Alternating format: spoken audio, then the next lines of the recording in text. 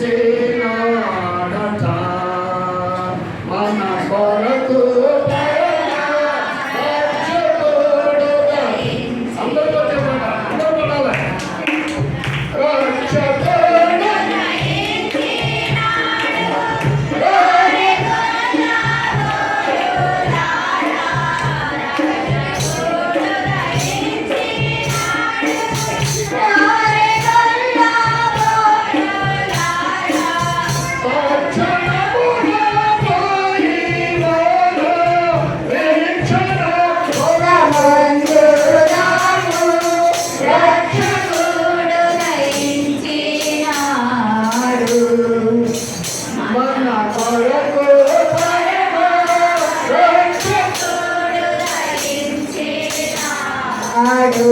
క్రీస్తునాడు పుట్టాడు, క్రీస్తునాడు పుట్టాడు. Happy Christmas, happy Christmas, merry merry Christmas, merry merry Christmas. దావీదు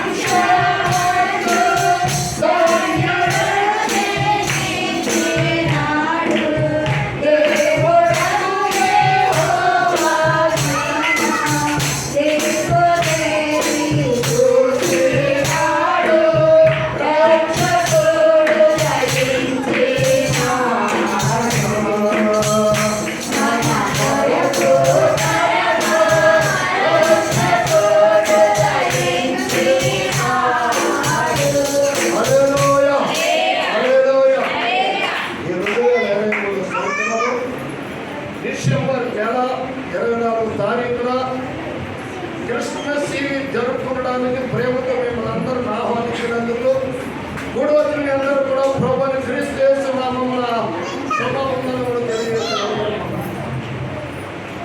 కనుక యొక్క రాత్రి ప్రభువుని యేసు క్రీస్తు వారు జన్మించారు. కనుక యేసు క్రీస్తు వారు జననము గురించి మనం ధ్యానించినట్లయితే చాలా మంది గొప్ప నాయకులు భూమి మీద జన్మించారు. ప్రపంచ దేశాలలో నాయకత్వం వహించుతున్నవారు, ప్రజాస్వామ్యం కొరకు పోరాడిన నాయకులు కూడా జన్మించారు. వారు జన్మించారు, ప్రజల కొరకు పోరాడారు, సరిపోయి. కనుక సంవత్సరానికి ఒకసారి వారు పుట్టినరోజు కానీ వారు సరిపోయిన రోజు జ్ఞాపకం చేసుకుంటారు, 1 గంట 2 గంటలు. అయితే ఎందరూ గొప్పవారు జన్మించారు కానీ వారు జన్మించిన ప్రతి ఒక్కరికి ప్రవచనాలు లేవు, వాగ్దానాలు లేవు. కనుక ఫలానా గర్భమున ఫలానా వ్యక్తి జన్మిస్తాడు, ఈయన గొప్ప నాయకుడు అవుతాడని ఎటువంటి చట్టము కానీ ప్రవచనాలు కానీ ఏమీ లేవు. ప్రపంచ దేశాలే మనం ధ్యానించినట్లయితే. అయితే ప్రపంచ దేశాలన్నింటిలో ప్రవచనంతో పుట్టినవాడు ఒకే ఒక వ్యక్తి. ఆ ప్రవచనం కూడా ఫలానా స్త్రీ ద్వారా ఒక ఆయన పుడతాడు అని ప్రవచనం ఒకటేవాడు. ఆ పుట్టినవాడు మానవుల కొరకు పుట్టినవాడే కానీ ఆయన ఎలా చూడంటే పాపముల కొరకు సరిపోయేవాడు పుడతాడని ప్రవచనం. ఆ ప్రవచనం కనుక ఎప్పుడు ప్రవచనం ఇచ్చారంటే బైబిల్ గ్రంథంలో పెద్ద ప్రవక్తలు ఉన్నారు, చిన్న ప్రవక్తలు కూడా ఉన్నారు. ఇర్మియా ప్రవక్త ప్రవచనం చెప్పాడు, యెషయా ప్రవక్త ప్రవచనం చెప్పాడు, మీకా ప్రవక్త ప్రవచనం చెప్పాడు, జకర్యా ప్రవక్త ప్రవచనం చెప్పాడు. కానీ ఈ ప్రవచనాలని ఎప్పుడు చెప్పారు? అయితే యేసుక్రీస్తు పుట్టక మునుపు 700 సంవత్సరముల క్రితము యెషయా ప్రవక్త ప్రభువుని క్రీస్తుని గురించి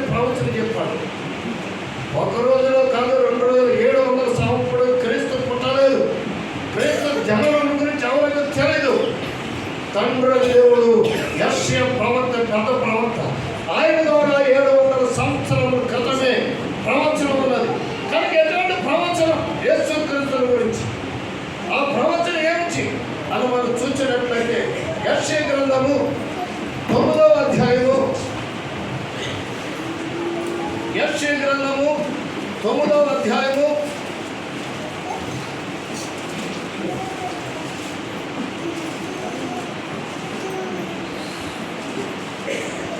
6వ వచనం చదువుకుందాం. ఏలయనగా మనకు శిశువు పుట్టెను, మనకు కుమారుడు అనుగ్రహింపబడెను, ఆయన భుజముల మీద రాజ్యభారముండును, ఆశ్చర్యకరుడు, ఆలోచనకర్త, బలవంతుడగు దేవుడు, నిత్యుడగు తండ్రి, సమాధానకర్తయగు అధిపతి అని అతనికి పేరు పెట్టబడెను. మితి లేకుండా దాని వృద్ధియు క్షేమమును కలుగునట్లు సర్వకాలము దావీదు సింహాసనమును రాజ్యమును నియమించును. న్యాయము వలనను నీతి వలనను రాజ్యమును స్థిరపరచుటకు అతడు సింహాసనాసీనుడై పరిపాలన చేయను. సైన్యములకు అధిపతి యెహోవా ఆసక్తి కలిగి దీనిని నెరవేర్చెను. దేవునికి స్తోత్రం. హల్లెలూయా, హల్లెలూయా. కనుక యొక్క వాక్య భాగమును మనం ధ్యానించినప్పుడు, పరిశోధన చేసినప్పుడు సాధారణంగా మనిషికి పేరు ఎప్పుడు పుడతారంటే పుట్టిన తర్వాత పెడతారు. పుట్టిన తర్వాత హిందూ సంప్రదాయ ప్రకారముగా ఆ నక్షత్రమును బట్టి, ఆ యొక్క సమయాలను బట్టి, పుట్టిన తారీఖును, ఆ రోజును బట్టి పరిశీలన చేసి పేరు పెడతారు. కనుక మీరు ఈయనకు ప్రవచనం ఉన్నది. 700 సంవత్సరాల క్రితం ప్రవచనము. యెషయా ప్రవక్త ప్రవచనం చెప్పాడు. చెప్పిన ప్రవచనములకు అయితే కన్య గర్భమున పుట్టిన క్రీస్తుకి ఎప్పుడు పుట్టిన తర్వాత పేరు పెట్టబడలేదు. ఆయన పుట్టక ముందే పేరు పెట్టబడదు. ఆ ప్రవచన 700 సంవత్సరాల క్రితమే పేరు పెట్టబడదు. ప్రభువు యేసుక్రీస్తు ఎంత గొప్ప వ్యక్తిగా అయినా పుట్టిన తర్వాత గడియలను చూసి, కనుక ఆ రోజును నుంచి పేర్లు పెట్టేవారు చాలా మంది ఉన్నారు. మరి యేసు అట్లయితే చేయలేదు. యేసుకు పట్టుకుని పేరు పెట్టారు. ఆయనకి ఎటువంటి పేరు పెట్టారంటే మొదటి పేరు ఆశ్చర్యకరుడు. ఏ పేరు ఆయనకి? ఆశ్చర్యకరుడు. మొట్టమొదటి పేరు ఆశ్చర్యం. ఆయనకి ఎందుకంత ఆశ్చర్యం అంటే ఆయన జననము ఆశ్చర్యం. ఆయన పుట్టుగానే ఆశ్చర్యమే. ఒక బిడ్డ పుట్టాలంటే, కనుక బిడ్డ పుట్టాలంటే స్త్రీకి పురుషుడికి పుట్టాలి బిడ్డ. ఆ బిడ్డకు పుట్టినప్పుడు ఆయన పేరు పెట్టాలి. అయినా ఈయనకు కనియకలేని పుత్రుడు, పరిశుద్ధాత్మ ద్వారా గర్భవతైనది. ఈయన వాగ్దాన పుత్రుడు. ఈ వాగ్దాన పుత్రుడికి కనుక లోకమును పరిపాలన చేసే ఈ యొక్క కుమారుడికి పేరు ఎప్పుడంటే ఎటువంటి పేరు పెట్టారంటే ఆశ్చర్యకరుడు. ఆయన జననం ఆశ్చర్యం. జననం ఆశ్చర్యం. ఒక జంతువు పుట్టాలన్నా స్త్రీ పురుషుడు, కనుక జంతువు కూడా కలిగ ద్వారానే పిల్లలు పుడతారు. ఒక జీవి పిల్లల కన్నాలన్నా కలిగ ద్వారానే పిల్లలు పుడతా ఉంటారు. నేలను ప్రాకు, కనుక జీవులు కూడా కలిగ ద్వారానే పిల్లలు గుడ్డులు పెడతా ఉంటారు. అయితే ఈయనకి ఆశ్చర్యకరుడు ఏంటంటే ఆయన పేరు ఆశ్చర్యకరుడు. అంటే ఆయన జననము ఆశ్చర్యం. రెండోది ఏంటంటే ఆయన జీవితం ఆశ్చర్యం. ప్రభువు యేసుక్రీస్తు వారి జీవితం ఆశ్చర్యం. ఎటువంటి ఆశ్చర్యం అంటే ఆయన యేసు జన్మించిన తర్వాత ఆయన జననమును గురించి మనం ఆలోచన చేసినప్పుడు, ఆయన జీవితం గురించి ఆలోచన చేసినప్పుడు, ఆయన పశువుల చుట్టలో పరుండబెట్టినవాడు. ఆయన జీవితం గురించి పశువుల చుట్టలో పరుండబెట్టినవాడు. 30 సంవత్సరాల వయసు వచ్చే వరకు కూడా తల్లి తండ్రులతో ఉన్నవాడు. ఆయన జీవితం ఆశ్చర్యం. ఆజ్ఞలలో పదాజ్ఞలలో రాయబడిన నీ తల్లిని నీ తండ్రిని సన్మానించున్నప్పుడు భూమి మీద నీవు దీర్ఘాయుష్యుడవు. అదే ఆజ్ఞలలో ఒక ఆజ్ఞ. క్రొత్త నిబంధనలో కూడా ప్రభువు క్రీస్తు వారు చెప్పారు, నీ తండ్రిని తల్లిని సన్మానించున్నాను. అంటే యేసుక్రీస్తు వారు పుట్టిన తర్వాత ఆయన జీవితం ఎంత ఆశ్చర్యం అంటే తల్లిదండ్రులతో ఉన్నవాడు. ఆయన తల్లిదండ్రులతో ఉండి ఆయన కష్టపడినాడు. యేసు ప్రభు వారికి తండ్రి ఒంటరిగా పనిచేసేవాడు. యేసుక్రీస్తు వారు కూడా ఒంటరిగా పనిచేశాడు. తండ్రితో కూడా ఒంటరిగా పనిచేశాడు. వారి కుటుంబ పరిస్థితులు చాలా కష్టమైన పరిస్థితులు ఆ రోజులలో. కనుక యేసు వారితో కలిసి ఒంటరిగా పనిచేసి తన తండ్రిని తల్లిని కూడా పోషించాడు. అంత మాత్రం కాదు, యేసు అక్కడే కాదు, యేసు పుట్టిన తర్వాత మరియమ్మకు యేసేపుకు వాళ్ళ కుమారులు కూడా పుట్టారు, కుమార్తెలు కూడా పుట్టారు. కుటుంబం చాలా బలమైనది. కుటుంబం పోషణకి కావాలంటే తండ్రి ఒక్కడ జీవితం సరిపోదు. అందుచేతనే యేసుక్రీస్తు వారు కూడా తండ్రితో కష్టపడ్డాడు. తన తమ్ములను తన చెల్లెలను కూడా పోషించాడు. యేసు కష్టజీవి. అందుకని అంటాడు ఆయన జీవితము ఆశ్చర్యం. ఎంత ఆశ్చర్యం అంటాడు. కానీ మూడవది చూసినట్లయితే ఆయన జననం ఆశ్చర్యమైనది, ఆయన జీవితం ఆశ్చర్యమైనది. మూడవది యేసుక్రీస్తు వారు సువార్త పరిచయం చేశాడు. కనుక ఎప్పుడు చేస్తారంటే సువార్త పరిచయం చేయడానికి తండ్రి యొక్క చిత్రమైనది.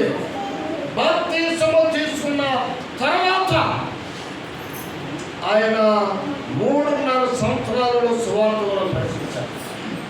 ఆయన బోధనాశ్చర్యం. చనిపోయిన వారు లేపునవాడు ఆయన బోధనాశ్చర్యం. అద్భుతాలు చేస్తున్నవాడు బోధనాశ్చర్యం. నీటిని ద్రాక్షారసముగా మార్చాడు ఆశ్చర్యం. కనుక నేల పని నడిచినవాడు ఆశ్చర్యం.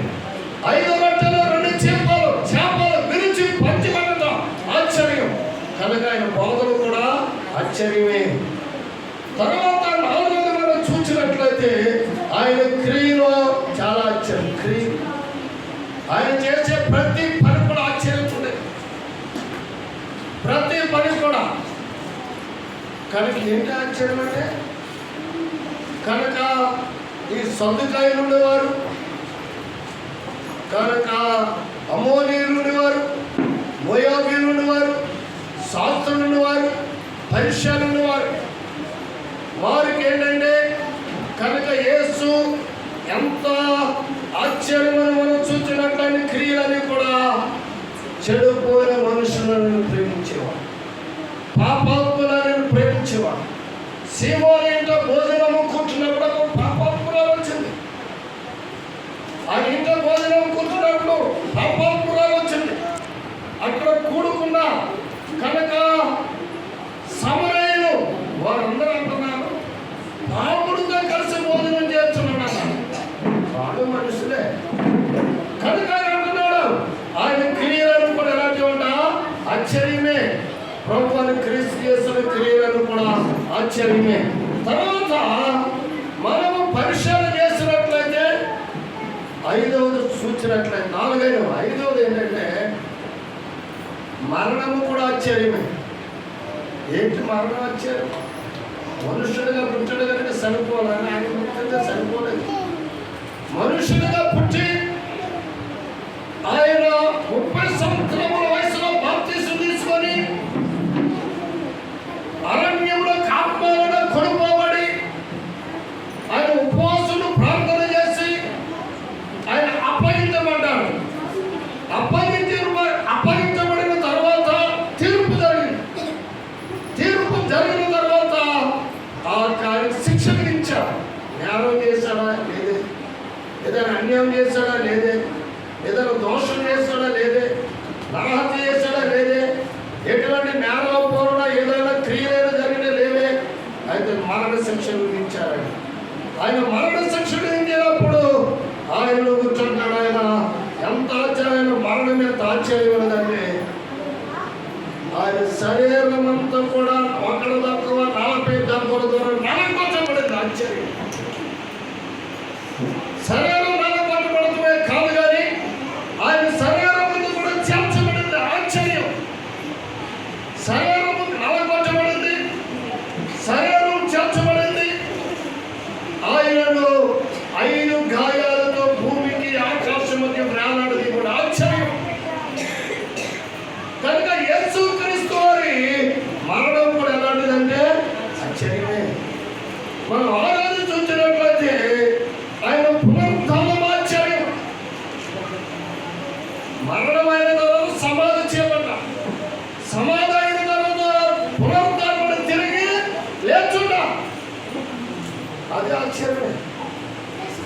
దేవుడు అన్నవారు చాలా మంది ఉన్నారు, యోగులు చాలా మంది ఉన్నారు, మునులు చాలా మంది ఉన్నారు, కనుక సాధువులు చాలా మంది ఉన్నారు, దేవుడు అని పేరు చెప్పుకున్న వారు అందరూ ఉన్నారు, మహానుభావులు చాలా మంది ఉన్నారు, పూజించుకునే అర్హత కలిగి పూజించుకునే వారు చాలా మంది ఉన్నారు. కానీ ఈయనటువంటి వాడు కాదు.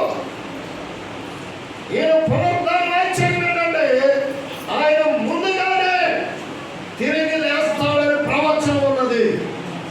సరిపోయి మనం తిరిగి లేవడం పునరుద్ధానం ఆశ్చర్యం.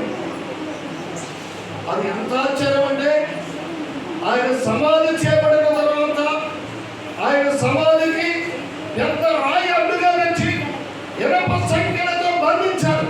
ఆశ్చర్యం. ఆయన మూడో దేవుడు లేస్తాడు ప్రవచనం అని. మూడో దేవుడు ఆయన తిరిగి లేచాడు ప్రవచనం నెరవేరింది. కనుక నేను మరణం ఎలాంటిదంటే ఆశ్చర్యమే, పునరుద్ధానం కూడా ఆశ్చర్యమే. కనుక ఆయన పునరుద్ధానం ఆశ్చర్యం. మనం 7వ దాన్ని చూసినట్లయితే అహరోణం అవుతాం.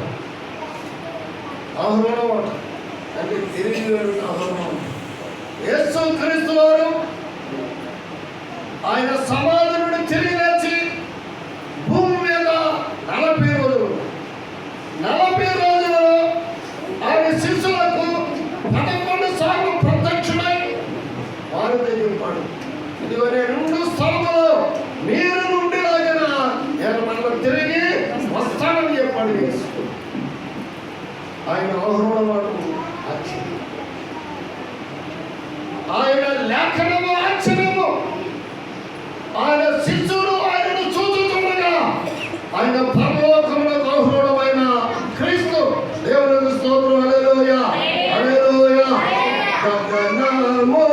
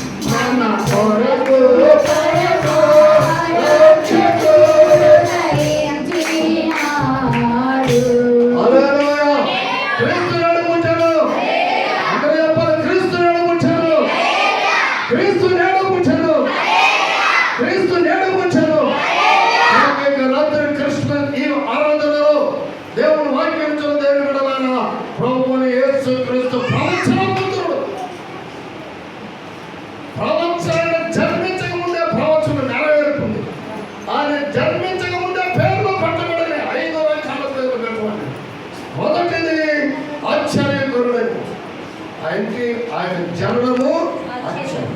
రెండో పేరు ఏమిటంటే ఆలోచనకర్త. ఎలా చూడండి, ఆలోచనకర్త. ఆయన ఆలోచనకర్త.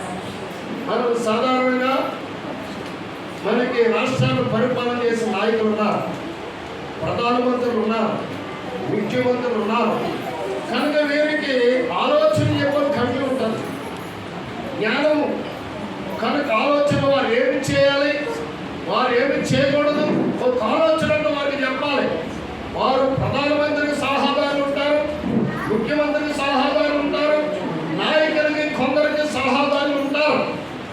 వారు సలహాలను వారు పాటిస్తారు. అయితే ఈయనకి ఆలోచనకర్త. ఈయన సలహాదారుడు ఎవరున్నారా? ఎవరు లేదు ప్రపంచంలో. ఈయన సలహా ఇచ్చేవారు, ఆలోచన చెప్పాడు ఎవరు కూడా. ఈయన ఆలోచనకర్త. ఇంకెవరు చెప్తారు? కనుక ఈయన ఆలోచనకర్త అని రెండో పేరు పెట్టబడింది. ఆలోచనకర్త ఎన్ని చూద్దాం. యెషయా గ్రంథం 13వ అధ్యాయం.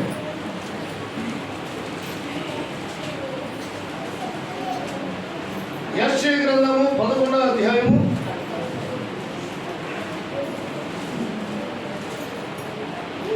2వ వచనం. యెహోవా ఆత్మ జ్ఞాన వివేకములకు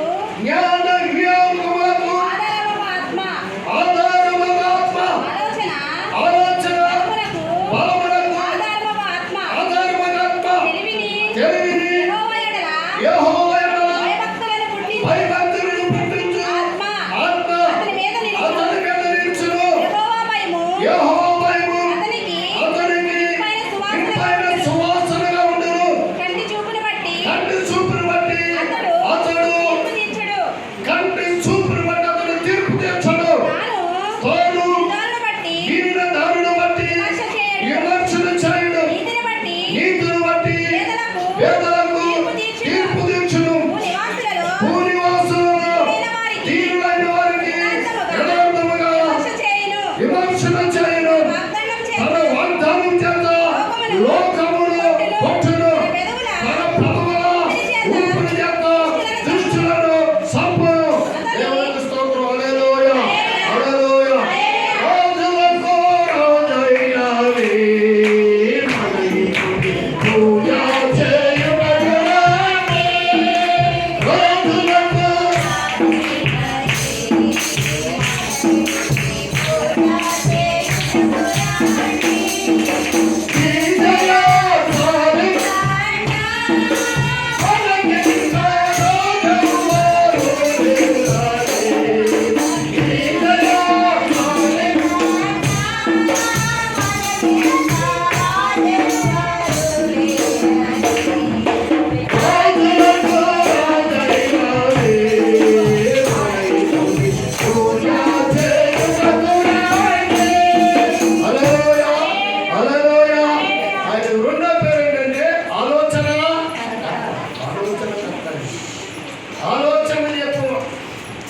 ఆలోచించు.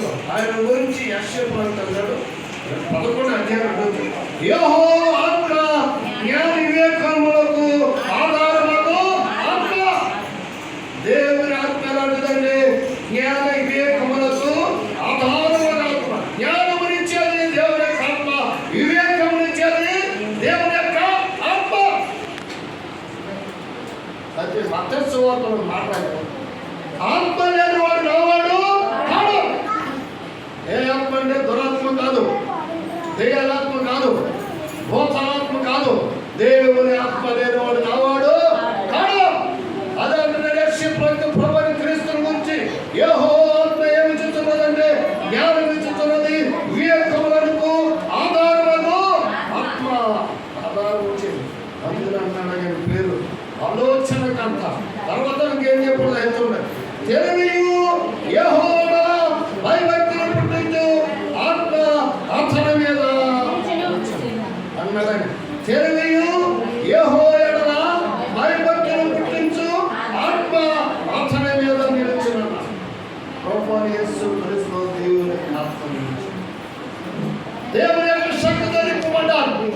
యేసు క్రీస్తు వారు బాప్తిస్మం తీసుకున్న తర్వాత యోర్దాను నది నుండి నదులను రోడ్డుకొచ్చుతున్నప్పుడు పరిశుద్ధాత్మ ఆయన మీద దిగి వచ్చింది.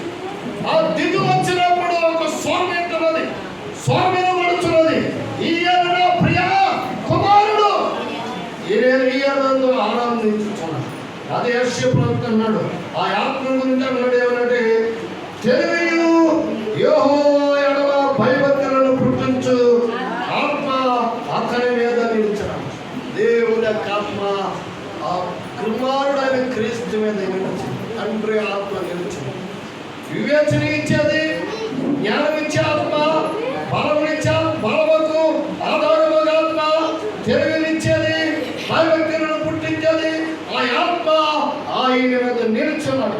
ఆ ఆత్మ గురించి అంటాడు ఆయన వాక్యవాన్ని చూసినట్లయితే 3వ వచనం అంటాడు ఆయన, యెహోవా భయభక్తులకి ఇంపైన సువాసనగా ఉన్నది. దేవునికి స్తోత్రం. హల్లెలూయా, హల్లెలూయా. యెహోవా భయము అతనికి ఇంపైన సువాసనగా ఉండదు. ఏదంటే దేవుని భయము కనుక ప్రభువుని క్రీస్తు తండ్రికి భయపడ్డాడు కనుక ఆయన అంటాడు ఆ ఆత్మకు ఆయన సువాసన ఇచ్చేది. దేవునికి ప్రభువుని క్రీస్తు తండ్రి చిత్తంగా నెరవేర్చడానికి వచ్చిన వాడు కనుక వాగ్దానం పుత్రుడైన కనుక ఆ వాగ్దానం నెరవేర్చడానికి అంటున్నాడు ఆయన. అందులో దేవుని భయము కనుక తండ్రికి ఇష్టమైనది. వాగ్దానం ఆలోచన కర్తానికి కనుక జ్ఞానం గురించి యెషయా గ్రంథము 28వ అధ్యాయం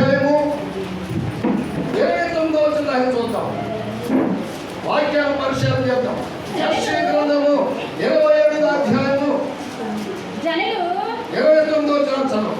సైన్యముల వరకు యెహోవా చేత దానిని నేర్చుకుందురు. జనులు సైన్యములకు అధిపతి యెహోవా చేత దానిని నేర్చుకుందురు. ఆశ్చర్యమైన ఆలోచన శక్తియు అధిక బుద్ధియు ఆయన అనుగ్రహించువాడు ఆయన. దేవునికి స్తోత్రం. హల్లెలూయా హల్లెలూయా. యెషయా ప్రవక్త ఆశ్చర్యమైన ఆలోచన శక్తియు బుద్ధియు ఆయనకి అనుగ్రహించబడింది. యేసుక్రీస్తు వారు పుట్టినరోజు జరుపుకుంటారు. ఆయన పుట్టుకల గురించి ప్రవచనం కాదు, ఆయన జ్ఞానం గురించి కూడా ప్రవచనం ఉన్నది. ఆయన ఎలా చూడండి, ఆశ్చర్యమైనవి ఆలోచన శక్తియు అధిక బుద్ధియు తండ్రి ఆయనకి అనుగ్రహించారు. అమ్మాయి జనాలు తండ్రి అతనికి అనుగ్రహించాడు. ఆశ్చర్యమైన ఆలోచన శక్తిని ఇచ్చాడు. ఆలోచన శక్తి మనుషుల ఆలోచనకి దేవుని మన ఆలోచనకి వేరు. అందుకని యెషయా ప్రవక్త నీ తలంపులు వేరు, నా తలంపులు వేరు. నీ మార్గం లేదు, నా మార్గం లేదు. దేవుని తలంపులు వేరు, ఆయన మార్గాలు వేరు. అదే ప్రభువుని క్రీస్తు అంటాడు, సైన్యములకు యెహోవా దానిని నెరవేర్చుకుందురు అంటాడు. కనుక ఆశ్చర్యమైన ఆలోచన శక్తియు అధిక బుద్ధియు అనుగ్రహించు ఆయనే. ఆలోచన ఇచ్చేవాడు ఆయనే, అధిక బుద్ధినిచ్చేవాడు ఆయనే. దేవుని ఆత్మను చూపించాడు. అందులో జ్ఞానైన సొలొమోను అంటాడు సామెతల గ్రంథము. ఆలోచన కర్త ఎటువంటి ఆలోచన కర్త దాన్ని చూద్దాం. జ్ఞానైన సొలొమోను సామెతల గ్రంథము 28వ అధ్యాయము 8వ అధ్యాయం 4వ వచనం.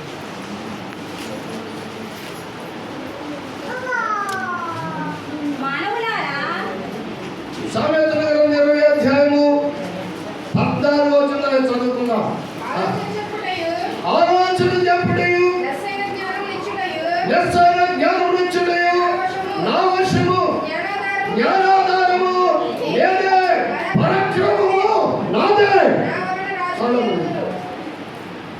అక్కడ వాక్యవాదం చూసినట్లయితే ఆలోచన చెప్పుటయు లెస్సైన జ్ఞానమునిచ్చుటయు నా వశము.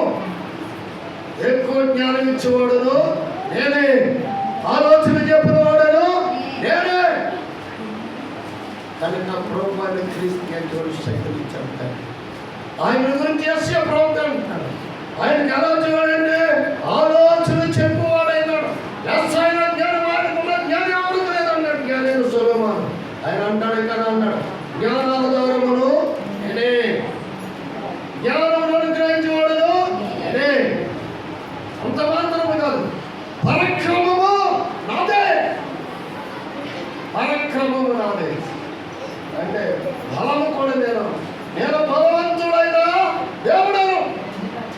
పరాక్రమం కలిగిన దేవుడు, బలవంతుడు దేవుడు, బలవంతుడైన దేవుడు. ఒకసారి అమెరికా దేశంలో చెప్పడం విన్నా నేను, కానీ నేను ఎట్లా చదవడం ఆయన చెప్పడం. ఒక బలవంతుడు అంట వచ్చి కనుక ఒక బిల్డింగ్ నేను మోసేస్తానన్నాడు. బిల్డింగ్ ఎత్తి మోస్తానంటే ఆయన చాలా ఒక సంవత్సరం పాటు మేపన్నాడు. ఏకమాసం, కోడి మాసం, బలం కాదు, కోడిగుడ్లు ఎక్కువ పెడతారంట, నూనె కూడా పెడతారు, నూనె కూడా త్రాగిస్తారంట. ఇవన్నీ పెట్టారంట. పెట్టి గడువు పూర్తయిన బిల్డింగ్ లేకపోతున్నాను. లేకపోయేటప్పుడు అన్నాడు, నేను అందరు లేపినా లేపి మీద వెంటనే నేను మోసుకెళ్తాను.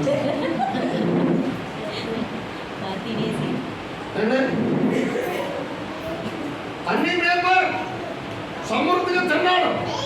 ఇప్పుడు అంటున్నాడు గడువు పూర్తయిపోయింది, ఆ బిల్డింగ్ లేపగలమని మీరు అందరు లేపినా నెత్తి మీద పట్టి వచ్చే లేపగలమా? కట్టిన బిల్డింగ్ లేపలేదు.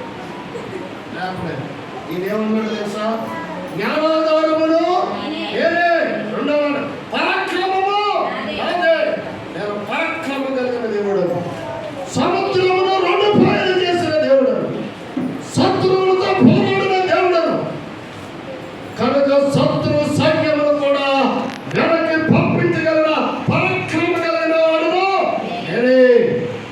అందుకే ఆయన పేరు పెట్టబడింది ఆలోచన కర్త పేరు. ఆయన ఎలా చూడట?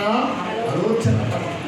కనుక మూడో పేరు ఏం పెట్టారంటే ఆలోచనకర్తని, బలవంతుడైన దేవుడు. ఆయన ఎంత బలవంతుడు వాక్యమానం అనుకో. ఆయన బలవంతుడు అంటే మనకు బలవంతుడు అంటాం. మీరు ఒకసారి డబ్ల్యూ అని ఉంటాయి, దాంట్లో చూసినాక కొట్టుకుంటారు. కనుక వారు పడి రక్షాల కాలమే కానీ ప్రాణం పోయినా కానీ వారు పోరాడుతూనే ఉంటారు. వారు ఎదుట ఒకటి ఉంటుంది, దానిని గెలవాలని పోరాడుతూనే ఉంటారు. వారు పోరాడి సమస్య పోతే అందరూ ఏం చేస్తారు, రాకపోతుంది అంబులెన్స్ పక్కన ఉంటారు, తీసుకుపోతూ ఉంటారు, సరిపోతాడు ఏం చేస్తారు. వారు బలవంతులే అయినా వాళ్ళకి ఇంటికి ఇస్తారు. ఏమిస్తారు తెలుసా? స్కూల్లో కానీ, ఇంట్లో కానీ, కనుక పార్కులలో కానీ ఇటువంటి కనుక కార్యక్రమాలు పిల్లలకి నేర్పకూడదు అని ఇస్తారు. ఎందుకంటారు తెలుసా? అది ప్రమాదకరంతో కూడినది కనుక మీ పిల్లలకి మీరు నేర్పించుకోవడం, వాటిని మీరు నేర్చుకోకూడదంటారు. అది చాలా భయంకరం. అయితే ఈయనకి పేరు పెట్టాలంటే ప్రభువుని క్రీస్తు వారు, తండ్రి దేవుడు పేరు పెట్టాలంటే క్రీస్తుగా ఆయన పుట్టక ముందు పెట్టేశారు. కానీ ఆయన జ్ఞానం పుట్టక ముందే చెప్పేశారు, ఆయన క్రియలను ఆయన పుట్టక ముందే చెప్పేశారు. కనుక ఆయన ఎటువంటి వాడు పుట్టక ముందే చెప్పారు. యెషయా ప్రవక్త ప్రవచనంలో మూడో పేరు పెట్టాడు ఏమనండి?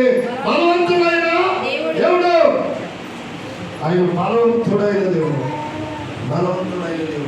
అందుకనే ఒక భక్తుడు అన్నాడు, ఒక పాట పాడు, వర్తమానము చెప్పేదాత వైభవమున పోతున్నాడు.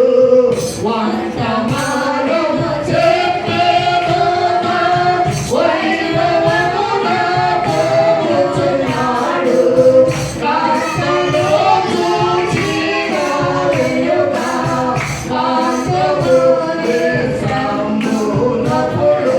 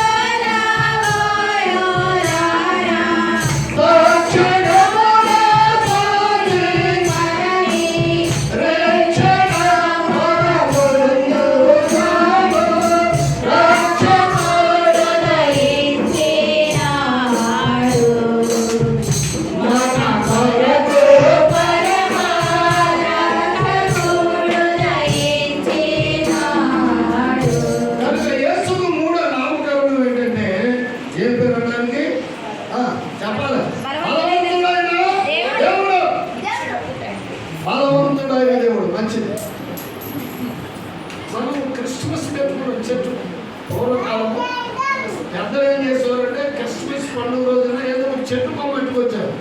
చింత చెట్టు కానీ, కనుక సరువు చెట్టు కానీ కొమ్మలు నరుకొచ్చి పెట్టి దానికి అలంకరణ చేసేవారు. క్రిస్మస్ ట్రీ అనేవారు. ఇప్పుడే ట్రీ అనేవారు చెట్టు, క్రిస్మస్ చెట్టు అనేవారు. ఆ చెట్టు బుడగలు కట్టేవారు. కనుక బుడగలు దండలు వచ్చినప్పుడు ఏం కావు, బుడగలు కట్టేవారు. పేపర్లు కట్ చేసి అక్కడ అందించేవారు. వాటికి ఒక్కొక్క దానికి ఏం చేస్తారు, కురువత్తు అంటించి ఆ కొమ్మల్లో పెట్టేవారు. అది క్రిస్మస్ చెట్టు అనేవారు. కనుక క్రిస్మస్ చెట్టుని 4 రంగులతో అలంకరిస్తారట. ఎన్ని రంగులంటే 4 రంగులతో అలంకరిస్తారట. 4 రంగులు. కనుక మొదటి రంగు ఏదంటే తెలుపుతో అలంకరణ చేస్తారంట. తెలుపు ఎందుకు కనుక మనం చూసినట్లయితే తెలుపు దేనికంటే యేసుక్రీస్తు వారు జన్మించినప్పుడు యూదా బెత్లెహేములో ఆయన పశువుల తట్టులో ఉన్నప్పుడు కనుక బెత్లెహేము ఆ యూదా బెత్లెహేములో చలికాలం కనుక ఇటువంటిదే. చలికాలం డిసెంబర్ నెలలోనే కనుక ఆ చలికాలం మనకి ఇప్పుడు చలి ఎక్కువ ఉంటుంది. కాశ్మీర్కి వెళ్ళినట్లయితే 24 గంటలు మంచు పడుతూనే ఉంటుంది. మంచుతోనే ఉంటారు. మంచు కొండలు కరుగుతూ ఉంటుంది.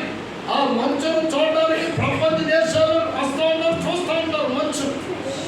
కనుక యేసుక్రీస్తు వారు పుట్టినప్పుడు కూడా చలికాలం కనుక మంచు కురుస్తూనే ఉండదట. మంచు కురుస్తూనే ఉండదట. కనుక దానిని కనుక తెలుపు, తెల్లగా ఉంటుంది మంచి కనుక తెలుపు. తెలుపు దేనికి సాదృశ్యం అంటే పరిశుద్ధతకు సాదృశ్యం. పరిశుద్ధతకు సాదృశ్యం. కనుక క్రిస్మస్ ట్రీ తెలుపు రంగుతో అలంకరించేవారట. కారణం ఏంటంటే కనుక మనందరూ కూడా చెట్లు తెస్తాం. ఇప్పుడు రెడీమేడ్ చెట్లు దొరికేసి ఈ చెట్టుని అలంకరిస్తాం. కనుక తెలుపు దేని సాదృశ్యం అంటే కనుక ఆయన కనుక ఏ దోషమును లేనివాడు కనుక ఆ తెలుపు పరిశుద్ధతకు సాదృశ్యం ఉన్నది. ఎందుకంటే ఇప్పుడు పరిశుద్ధతకు సాదృశ్యం ఉన్నది. పరిశుద్ధతకు సాదృశ్యం తెలుపు రంగు. రెండవది ఎరుపు రంగు. ఎరుపు అంటే చాలా ఇష్టం కదా మనకి. కొందరు గుమ్మాలకు రంగులు వేసుకుంటారు. ఇళ్ళకి కూడా 3 రంగులు వేస్తారు. తెలుపు, మధ్య పచ్చనే, తర్వాత ఎరుపు కూడా. కనుక క్రిస్మస్ చెట్టుకి ఎరుపు రంగు కూడా వేస్తారు. ఎరుపు రంగు అమెరికాలో ఒక క్రిస్మస్ ఆరాధన జరుగుతుంది.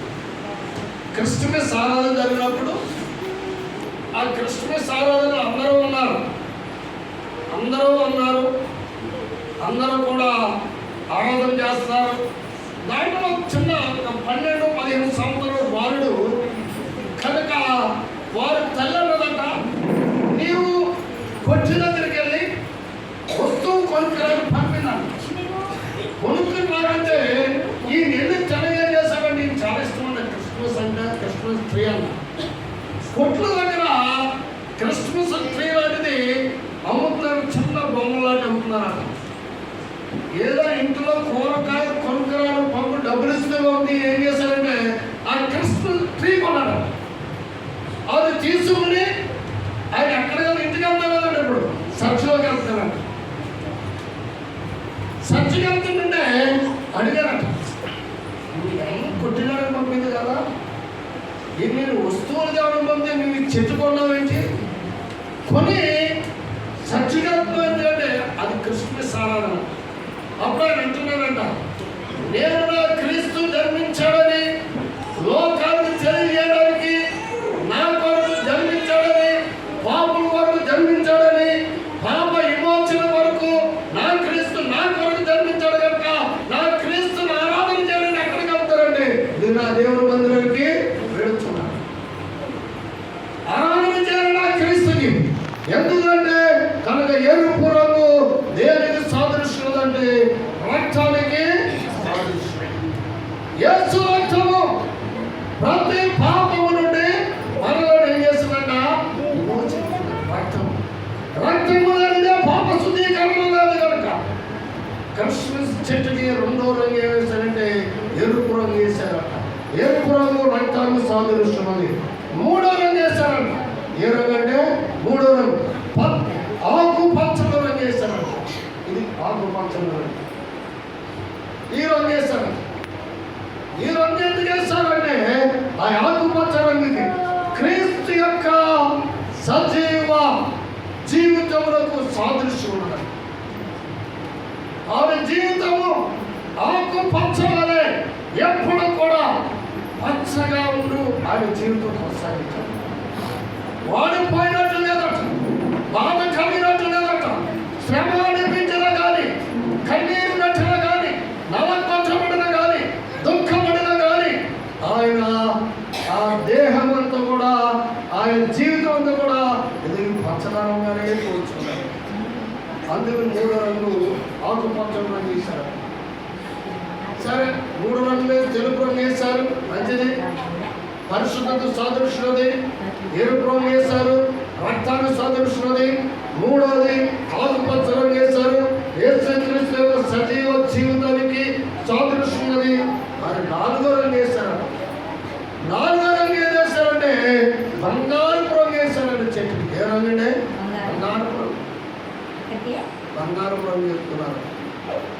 కనుక బంగారపు రంగు ఎందుకు వేసుకున్నారో మనం చూసినట్లయితే యేసుక్రీస్తు వారు జన్మించినప్పుడు జనులు ఆరాధన చేయడానికి వెళ్ళినప్పుడు, క్రీస్తును ఆరాధన చేయడానికి వెళ్ళినప్పుడు వారు తీసుకెళ్ళిన వస్తువులు ఏంటంటే బంగారము, సాంబ్రాణి.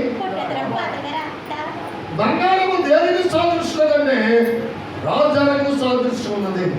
బంగారం దేనికి సాదృశ్యదంటే సంపదకు సాదృశ్యన్నది. బంగారం దేనికి సాదృశ్యదంటే బహుమానాలు ఇచ్చడానికి సాదృశ్యన్నది. బంగారం దేనికి సాదృశ్యదంటే కనుక మార్గములు సరళం చేయడానికి సాదృశ్యన్నది. అందుచేత ఈ చెట్టుని బంగారం రంగు చేసుకుని అలంకరించుకునేవారు. కనుక ఇప్పుడు యేసుక్రీస్తు వారు ఆయన మూడో పేరు పెట్టిన యేసుని మనం చూసినట్లయితే బలవంతుడైన దేవుడు. ఆయన బలవంతుడైన దేవుడు అంట.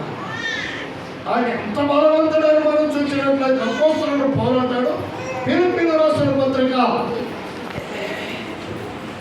2వ అధ్యాయము, ఫిలిప్పీయులకు రాసిన పత్రిక 2వ అధ్యాయం 6వ వచనము, ఆయన దేవుని స్వరూపం కలిగిన వాడై దేవునితో సమానముగా ఉండుట విడిచిపెట్టబడిన భాగ్యమని ఎంచుకొనలేదు కానీ మనుషుల పోలికగా పుట్టి దాసుల స్వరూపమును ధరించుకొని తనను రిక్తునిగా చేసుకొనెను. దేవునికి స్తోత్రం. హల్లెలూయా, హల్లెలూయా, హల్లెలూయా. చింతలేమిక యేసు పాటెను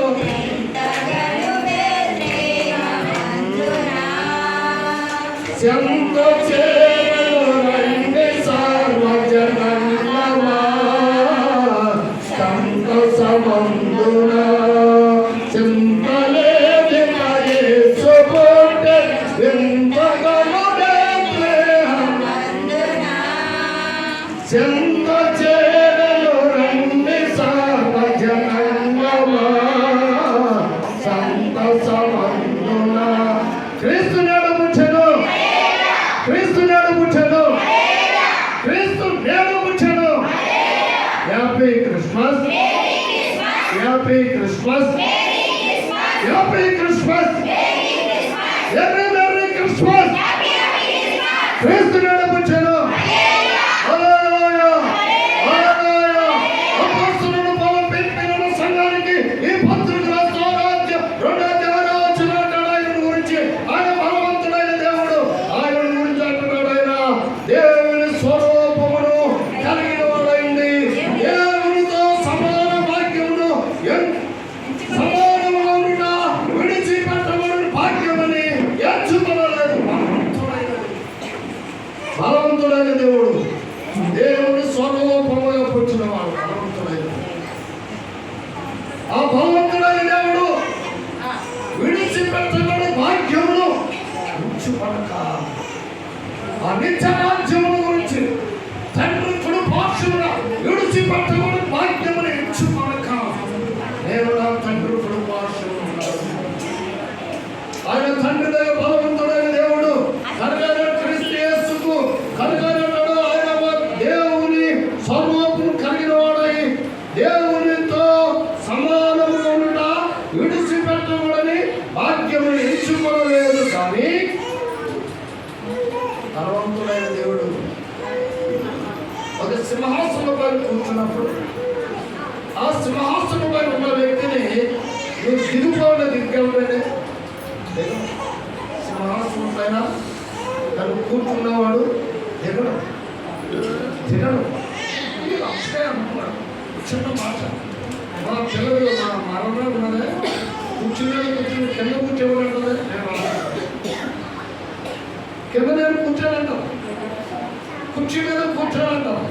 ఎంత పెద్ద మనిషి అనేది ఆ కుర్చీ కావాలంటాం. కారణం ఏంటి? కారణం ఏంటి? కారణం ఏంటి? ఎంత ఏంటనాలి ఎవడో కారణం ఏంటి? ఎందుకు కుర్చీ దిగినా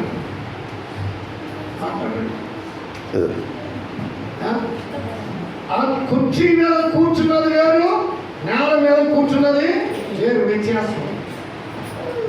అందుచేతనే పౌలు భక్తుడు ప్రభువైన క్రీస్తుని గురించి అంటున్నాడు, ఆయన బలవంతుడైన దేవుడైంది, ఆయన దేవుని స్వరూపమును కలిగిన వాడైంది, దేవునితో సమానముగా ఉన్న విడిచిపెట్టకూడని భాగ్యమని ఎంచుకోరా లేదా అంటే ఆయన దేవుని రాజ్యంలో ఉండాలని ఎంచుకోవాలి కదా, తండ్రి కుడిపార్శ్వన ఉండాలని ఎంచుకోవాలి కదా, ఆ సింహాసనం పైన ఉండాలని ఎంచుకోవాలి లేదా, దాసుని స్వరూపమును దాల్చి ఆయన బలవంతుడైన దేవుడు.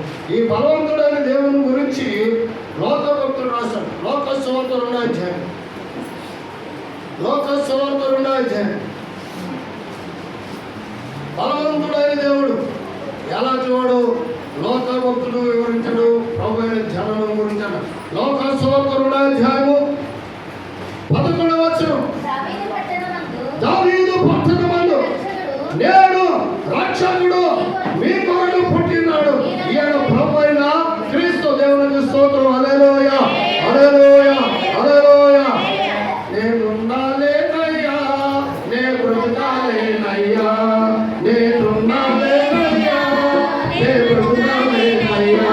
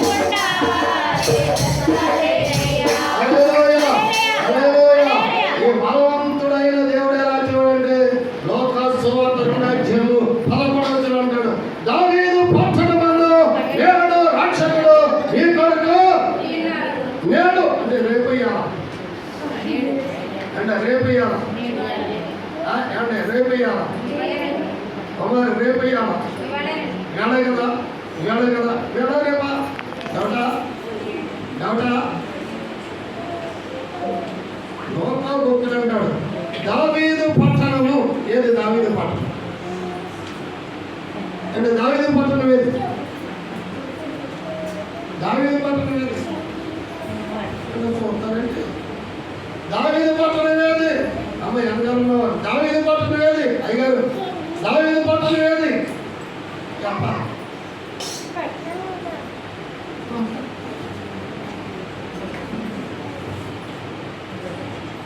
దావీదు ఊరంటే తెలుసా? దావీదు ఊరంటే తెలుసా? తెలియదు. పోయినా దావీదు తండ్రి ఎవరో తెలుసా? అది తెలియదు. దావీదు తండ్రి తెలీదు, దావీదు ఊరు కూడా తెలియదు. మనం ఏం పాడేస్తాం ఇప్పుడు? రక్షకుడు దయించినాడట అని ఉదయించాడు, మంచిదే. రాడే క్రీస్తు ఉదయించాడు, మంచిదే. ఎక్కడ? దావీదు పట్టణమున నేడు రక్షకుడు మీ కొరకు. సరే చూద్దాం, అది రేట్ చూపిస్తాను. దావీదు పట్టణం ఎవరన్నారు నేను చూద్దాం. మత్తయి సువార్త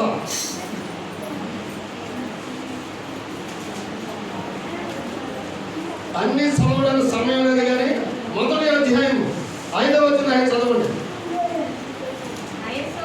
నయసోను సమ్మానును కరెను, సమ్మాను రాహాబునందు బోయాజును కరెను, బోయాజు రూతునందు ఓబేదును కరెను, ఓబేదు యెష్షయిని కరెను, యెష్షయి రాజైన దావీదును కరెను. ఇప్పుడు దావీదు తండ్రి ఎవరు? అనా అర్థమైందా? మరి ఊరే ఊరు? ఊరే ఊరు చెప్తారు అంటే ఊరే ఊరు ఊరండి బాబు. కనుక దావీదు తండ్రి యెష్షయి అని తెలిసింది. మరంటే ఊరు మీద అడ్రస్ ఉంది. అడ్రస్ లేనివాడు కాదే కాదు, తల్లిదండ్రులు లేనివాడు కాదు. ఆయనకి అడ్రస్ ఉన్నది. కనుక ఆయన అడ్రస్ కావాలంటే ఆయన రూతు గ్రంథం తీయండి, రూతు గ్రంథం తీయండి.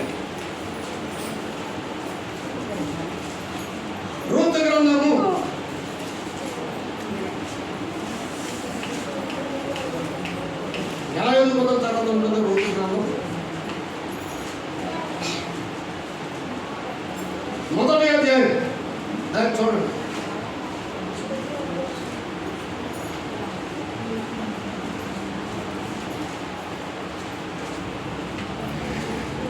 మొదటి దాన్ని చదవండి. మొదటి న్యాయాధిపతులు ఏడేడు దినములయందు దేశములో కరువు కలగా యూదా బెత్లెహేము నుండి ఒక మనుష్యుడు తన భార్యను తన ఇద్దరు కుమారులను వెంటబెట్టుకొని గిలాదు దేశంలో కాపురముండుటకు వెళ్ళెను. చాలండి. కనుక యేసుక్రీస్తు దావీదు పట్టణము, యేసుక్రీస్తు వారు ఊరేదంటే యూదా బెత్లెహేము. యూదా బెత్లెహేము. నేను ఇప్పుడు ఋతు గురించి వెళ్తలేదు. యేసుక్రీస్తు వారు జన్మించిన ఊరేదండి యూదా బెత్లెహేము. గుర్తుంచుకోండి, యూదా బెత్లెహేము. యూదా బెత్లెహేములో యేసు జన్మించాడు. అందుకే దావీదు అంటాడు, దావీదు పట్టణమందు నేడు రక్షకుడు మీ కొరకు. అప్పుడు దావీదు పట్టణం కాదు, ఇప్పుడు దావీదు పట్టణం డౌట్ వచ్చినా? ఇంకా డౌట్ ఉన్నారండి? దావీదు పట్టణము ఏదంటే యూదా బెత్లెహేమే. యేసుక్రీస్తు యూదా బెత్లెహేములో జన్మించాడు. అదే లోకభక్తుడు అంటాడు, దావీదు పట్టణమందు నేడు రక్షకుడు మీ కొరకు పుట్టి ఉన్నాడు. ఈయన బలవంతుడైన దేవుడు, రక్షకుడు, రక్షించేవాడు. కనుక బలవంతుడు మాట. కనుక బలవంతుడైన దేవుడు, రక్షకుడు. కనుక మనలను రక్షించడానికి పుట్టిన దేవుడు ఆయన బలవంతుడైన దేవుడు. మూడో పేరు. నాలుగో పేరు ఏంటంటే నిత్యుడాను. అంటే నిత్యుడు అంటే ఈ దినాన్ని కనపడి రేపు దేవుడా కాదు. ఈ ఆలోచన దేవుడు కనపడి రేపు కనపడిన వాడా కాదు. నిత్యుడని దేవుడు, నిత్యం ఉండేవాడు, మరణము లేనివాడు, జీవము కలిగిన వాడు, నిత్యము కనపడేవాడు. ఆ నిత్యుడని దేవుడు ఎలా చూడదని చూద్దాం. మత్తయి సువార్త 11వ అధ్యాయం. మత్తయి సువార్త 11వ అధ్యాయము. మత్తయి సువార్త 11వ అధ్యాయము 27వ వచనము.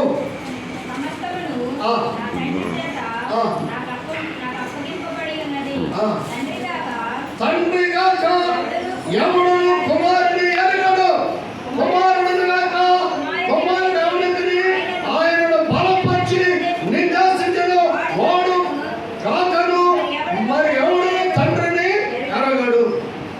ఆయన నిత్యుడని తండ్రి. ఆయన ఎలాంటి వాడంటే మనం నేను తండ్రి కుమారుడు, తండ్రి వేరు కుమారుడు వేరు అనుకున్నాం. కానీ ఇద్దరు కలిసి పరిశుద్ధాత్మ ముగ్గురు కలిగి తత్వం కలిగిన దేవుడు, ఏకాత్మ కలిగిన వాడు. కనుక అన్నాడు, సమస్తము నా తండ్రి చేత నాకు అప్పగింపబడినది. ఇవన్నీ కూడా ఎవరిచ్చారు? తండ్రి తన కుమారుడైన క్రీస్తుని అప్పగించాడు. క్రీస్తే తండ్రి, ఏకాత్మ కలిగిన వాడు, వేరు వేరు స్వభావం కాదు. కనుక కుమారుడు వేరు కాదు, తండ్రి వేరు కాదు, ఒక్కడైన దేవుడు. అందులో భక్తుడు అన్నాడు, ఒక్కడే యేసు, ఒక్కడే ఒక్కడే పరిశుద్ధుడు, ఒక్కడే ఒక్కడే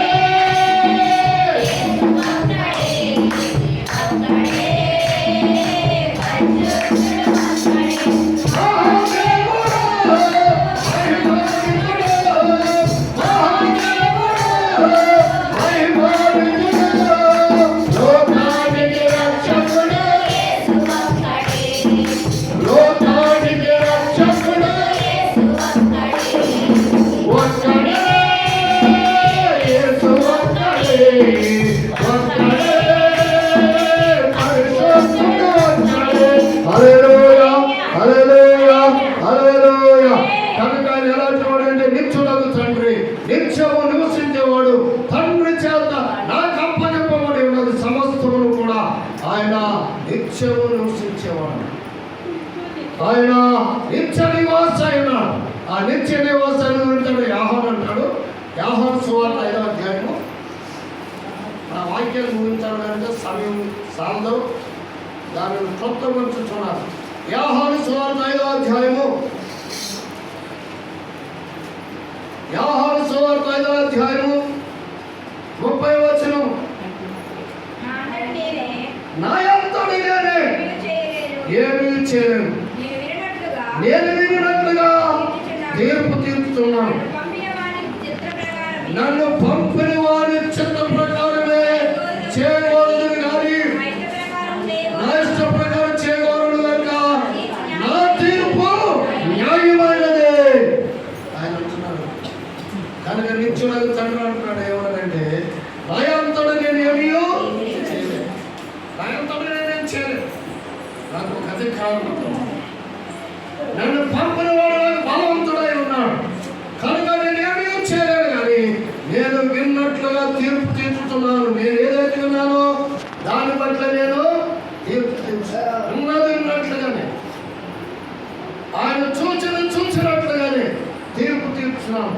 కనుక నన్ను పంపిన వారిని వారి చిత్త ప్రకారం నేను చేయదని అన్నాడు. నన్ను పంపిన వారి చిత్త ప్రకారం ఆయన పంపినవాడు కనుక ఆయన మీరు వాక్యాలు ముగిందు అక్కడ ఒక మాట చూపించాలి. కనుక ఆ మాట ఎలాంటిది ఆయన చూద్దాం. తీతుకు రాసిన పత్రిక మొదటి అధ్యాయము, తీతుకు రాసిన పత్రిక మొదటి అధ్యాయము, తిమోతి పత్రిక మొదటి అధ్యాయము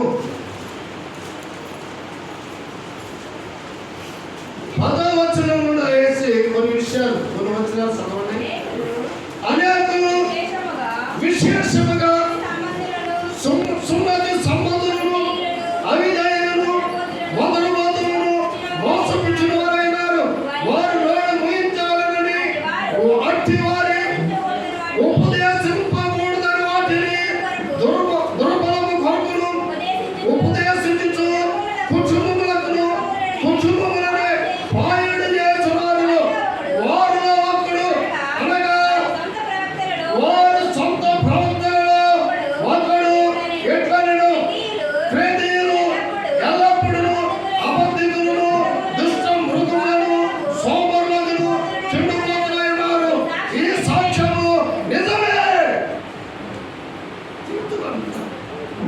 ఆయన అంటున్నాడు, కుటుంబం గురించి మాట్లాడతాడు. కనుక నిత్యులకు తండ్రి ఎలాంటి వాడంటే ఆ నిత్యులకు తండ్రి గురించి నా తండ్రి చెప్పుకోలేక నేను చేస్తున్నాను. ఆయన బట్టే నేను విన్న దానిని బట్టి తీర్పు తెచ్చుతున్నాను, నేను చూసిన దానిని బట్టి తీర్పు తెచ్చుతున్నానంటే పౌరు భక్తులు తీతుకు రాసిన చిన్న పత్రిక. ఆయన అంటాడు అనేక విశేషముగా సున్నత బంధువులు అనేక ఉన్నారంట. దానికి బంధువులు సున్నత చేతున్నారు బంధువులు చాలా మంది ఉన్నారట. ఆయన అన్నాడు వారు ఎలాంటి వారంటే ఈ సున్నత బంధువులు కనుక సున్నత చేతున్న వారు ఎలాంటి వారు విశేషమైన చాలా మంది విశేషమైన ఎక్కువ చాలా మంది ఉన్నారట. వారు ఎలాంటి వారంటే అవిధేయులను, రెండవది వదలబోతులను, మూడవది మోసపుచ్చేవారును, నాలుగవది వారు నోళ్ళు మోయపోలేదు. ఎవరు నోరు మోయించాలండి? ఇప్పుడు ఎవరు నోరు? కనుక అవిధేయుల నోరు మోయించాలి, వదలబోతు నోళ్ళు మోయించాలి, మోసపోయిన వారు నోళ్ళు మోయించాలి. అంతేనా?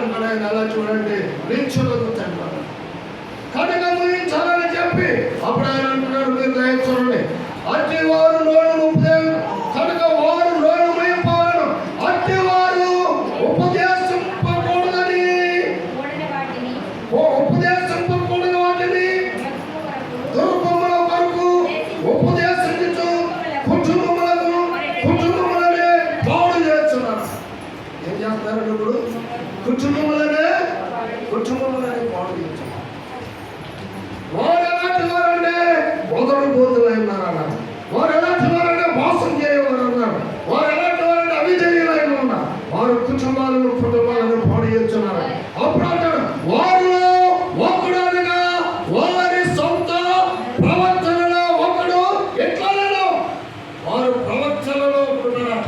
వాడు ఏం చెప్పాడంటే చూడండి, కేత్రీయులలో ఎల్లప్పుడూ వారు ఎలాంటి వారంట అబద్ధికులంట. అక్కడ సంఘం ఉన్నది, జీతుగా సంఘానికి కాపరి పౌలు అంటున్నాడు. ఆ సంఘాన్ని గురించి ఎవరైతే చెప్పాడు వారు ఎలాంటి వాడు రాస్తాడు. నువ్వు చాలా జాగ్రత్తగా ఉన్నారు సుమా అని రాసి అంటున్నాడు. వారే ఎలాంటి వారంటే కనుక కేత్రికులు ఎల్లప్పుడూ అబద్ధి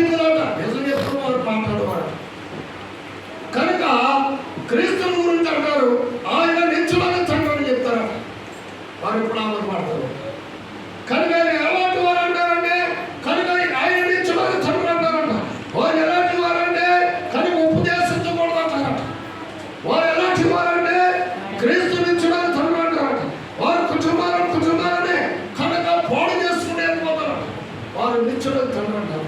కానీ అలాంటి వారంటే వదలబోతారంట, నిత్యుడకు తండ్రి అంటారు. వారు ఎలాంటి వారంటే అవిధేయులంట, ఆ నిత్యుడకు తండ్రి అంటారు. కనుక ఇట్టి వారిని గురించి వారు ఎలాంటి వారంటే మోసం చేస్తున్నారంట, నిత్యుడకు తండ్రి అంటారు.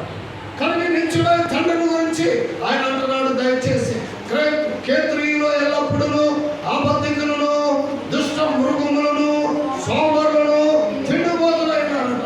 ఆ హృదయాలు ఎలాంటివన్నీ ఇప్పుడు ఎలాంటివి? దుష్ట మృగములు. వారి హృదయాలు ఎలాంటివంట అంటే వారికి ఏముండదంట, కనికరము ఉండదట, దయంతో ఉండదట, వారికి ఏముండదంటే కాఠిన్యం ఉండదట.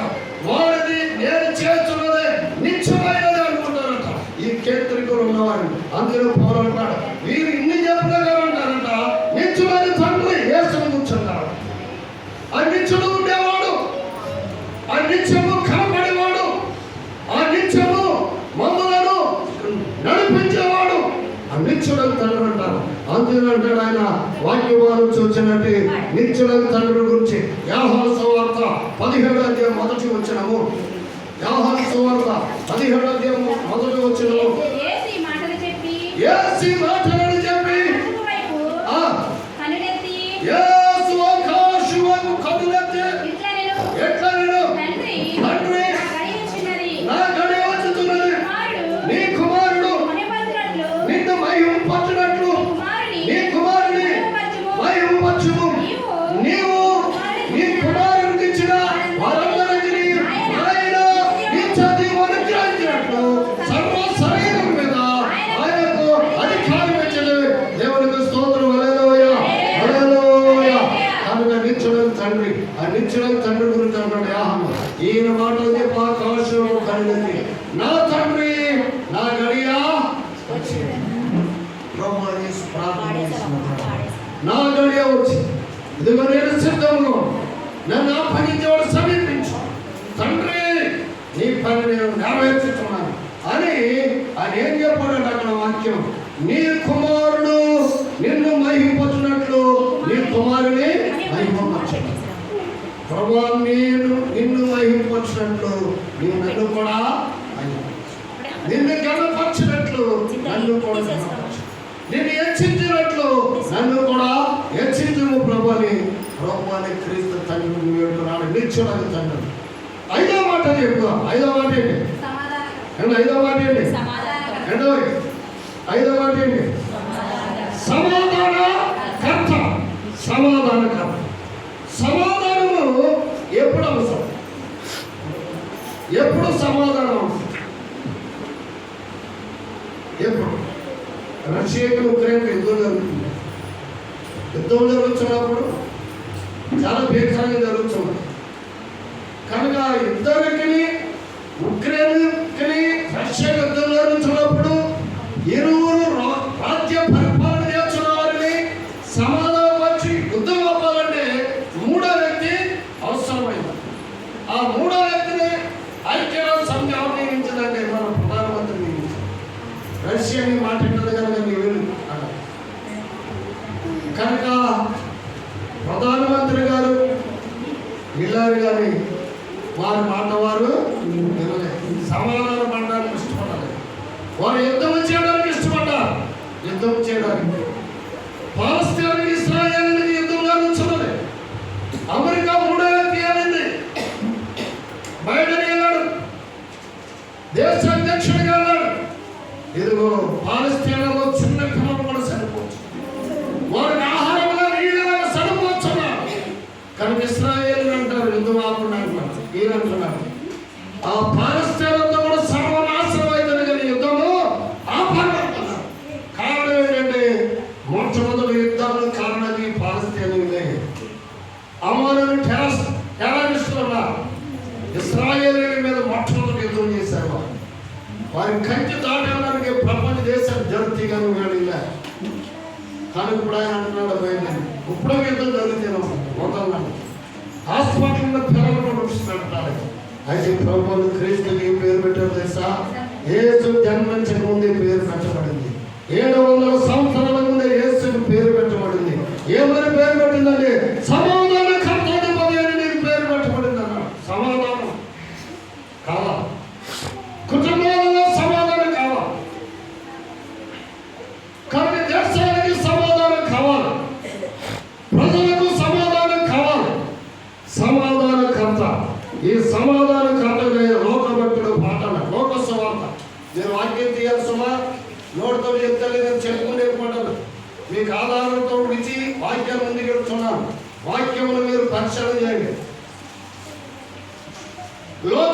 సువార్త 1వ అధ్యాయము సమాధాన కర్త రీతిగా ఉన్నాడు. లూకాసు సువార్త 1వ అధ్యాయము 79వ వచనము 76, 79 కలిసి ఉండాలి. ఓ శిశువా, నీవు సర్వోన్నతుని ప్రవక్తవని అనబడదు.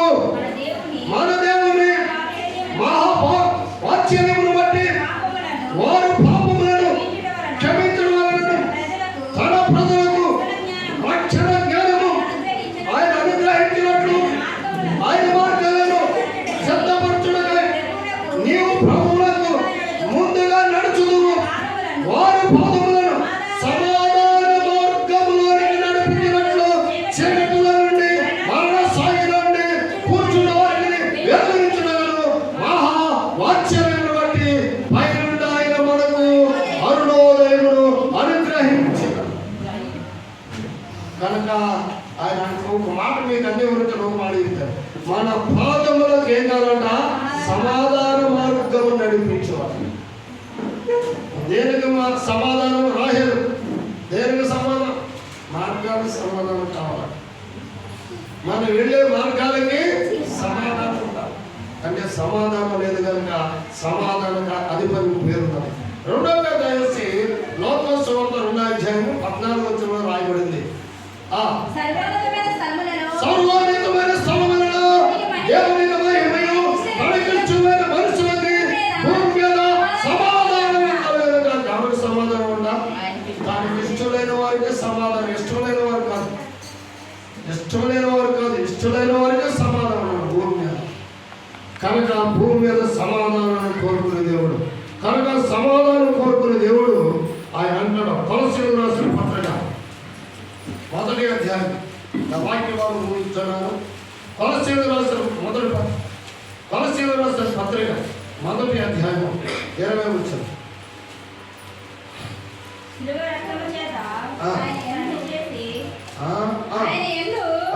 శిలువరక్తము చేత సంధి చేసి ఆయన ద్వారా సమస్తమును అవి భూలోకమందైనను పరలోకమందైనను వాటినన్నిటిని ఆయన ద్వారా మనకు సమాధానపరచుకొనువలెనని తండ్రి అభిష్టుడాయను. తండ్రి ఇష్టపడ్డాడు. ఆయన సంధి అంటే ఇరువురు మధ్య సమకూర్చేది, సమాధానపరిచేది సంధి. ఇరువురు మధ్య పోరాటాలు జరుగుతున్నప్పుడు సంధి అవసరం. మధ్యవర్తం ఆయన కావాలి, మధ్యవర్త కావాలి. కనుక మధ్యవర్తుని గురించి అన్నాడు. ఆయన ద్వారా సమస్తమును అవి భూలోకమైనను పరలోకమైనను వీచిన వాటిని ఆయన ద్వారా తనతో సమాధానపరచాలని తండ్రికి ఇష్టమైంది. అవి భూలోకమందునైనను పరలోకమందునను తండ్రికి ఇష్టమైన దాన్ని కుమారుడు ద్వారా సమాధానం పడాలి. ఆయన కుమారుడు ద్వారా సమాధానం పడాలి. అందుచేత యెషయా ప్రభువు యేసు క్రీస్తు జన్మించిన ముందు ఆయన ప్రవచనం ఎన్ని వందల సంవత్సరాల ముందు 700 సంవత్సరాల ముందు ప్రవచనం చెప్పారు యెషయా ప్రవక్త. ఆయనకి ఏమని పేర్లు పెట్టాడు? ఆయన పట్టణంలో పేర్లు పెట్టేశాడు.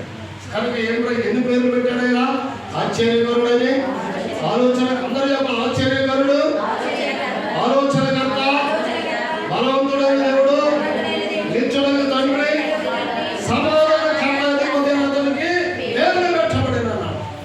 ఈ 5 పేర్లు వేసుకున్న పుట్టలేదు. మనం పుట్టిన తర్వాత పెట్టుకుంటాం. ఆయన పుట్టక ముందే ఎప్పుడు పెట్టారంటే 700 సంవత్సరాల ముందే పేర్లు పెట్టారు. కనుక వాక్యంతో ఏమన్నారా? ప్రభువు యేసు జన్మించబడే 2023 సంవత్సరాలు. కనుక ఎన్ని సంవత్సరాలు జన్మించలేదు. ప్రతి సంవత్సరం కూడా క్రిస్మస్ జరుగుతూనే ఉన్నాం. ప్రతి క్రిస్మస్ నెలలో అలంకరించుకుంటూ ఉంటాం. అయితే యేసు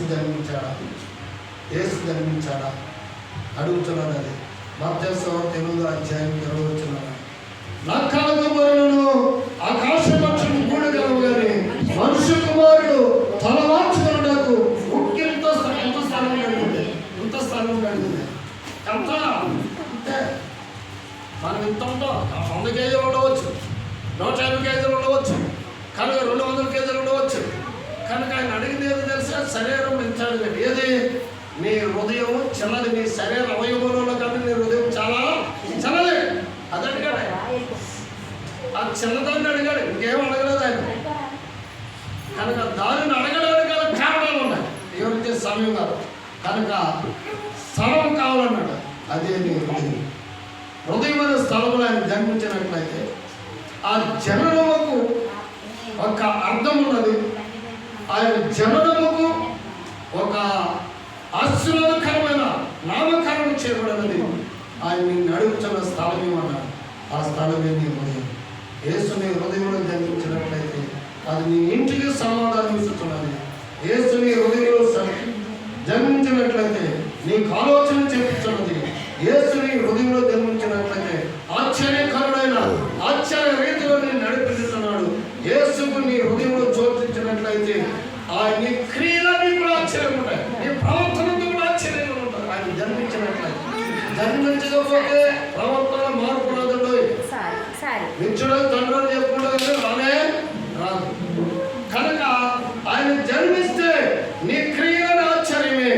ఆయన జన్మిస్తే మరణమే ఆశ్చర్యం. నీ మరణం కూడా ఆశ్చర్యమే. మరణమే ఆశ్చర్యం. ఎట్లు మళ్ళీ తెలియజేస్తాం నేను ఆశ్చర్యం. అది మరణమే ఆశ్చర్యం. ఆయన జన్మిస్తే నీకేమి ఇచ్చుతున్నాడంటే కనుక సమాధానం ఇచ్చిస్తున్న దేవుడు. ఆయన జన్మిస్తేనే కాదు, లేకపోతే నేనే జన్మించడం క్రీస్తు. అట్లయితే ఈ రాత్రి ప్రభు సన్నిధిలో ప్రార్థన చేద్దాం. ప్రభు సన్నిధిలో ఆయన నామమును మహిమపరచుకుందాం. దేవుడి వాక్యం దీవించను గాక.